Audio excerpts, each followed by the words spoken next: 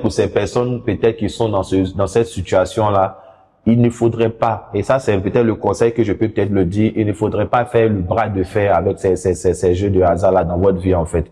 Si vous décidez d'arrêter, il est préférable que vous le fassiez de façon progressive. C'est le seul conseil que moi, de façon personnelle, je peux le dire parce que ce n'est pas quelqu'un qui vous dira d'arrêter puis vous allez arrêter. Allez-y dans n'importe quelle confession religieuse. Ils vont beau prier pour vous. Peut-être que devant la famille, devant certains membres de votre famille, vous allez montrer que vous ne jouez plus. Mais généralement, excusez-moi du terme, c'est dans les toilettes souvent qu'on fait les grosses mises en fait. Ouais. Parce que là, personne ne nous voit. C'est dans les toilettes aussi qu'on perd plus de temps parce qu'étant là-bas, on est en train de jouer, on est en train de jouer, on est en train de jouer. Et puis quand on sort, soit on a perdu, soit on a gagné. Donc, nos humeurs, souvent, quand on sort des toilettes, sont caractérisées souvent par ce qui s'est passé à l'intérieur, si vraiment nous sommes des joueurs, en fait. Il y a des moments où vous allez sortir, vous êtes heureux, vous riez tout le monde. Vous les voyez, j'ai gagné l'argent. Voilà. Le soir, cette joie-là disparaît. En fait, vous c'est laissez de la tristesse. C'est tout. En fait, comme on le dit là, des joies morceau par morceau, en quelque sorte. Voilà. C'est ça. C'est tout. C'est ce que les jeux de hasard nous font aujourd'hui, en fait. Des joies morceau par morceau. Vous n'êtes jamais heureux comme on le dit. C'est aujourd'hui, comme je le dis, c'est un peu comme une personne qui a carrément le dos au mur. Ça doit vous arriver à un stade où vous ne savez plus quoi faire. Ouais.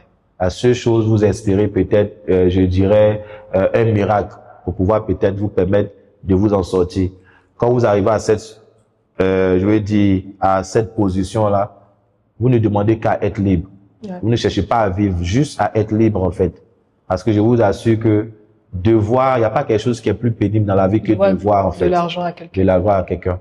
Parce que vous perdez votre dignité, votre humanité. Ça fait que souvent, même quand vous sortez, vous ne vous voyez plus en tant qu'un homme grand âge, que ça soit la femme comme l'homme. C'est un peu comme si même quand vous marchez, vous avez l'impression que tout le monde vous regarde, vous avez ce jugement-là en fait sur vous. En fait, c'est ce qui fait le plus mal.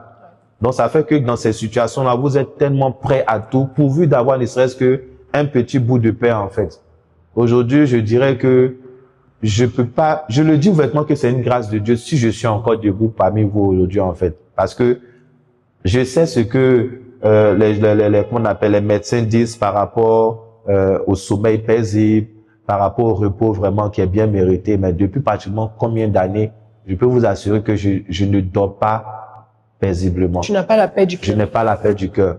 Et ça fait qu'il y a des moments où vous avez de ces réveils un peu mouvementés. Quand vous vous réveillez, quand vous dormez,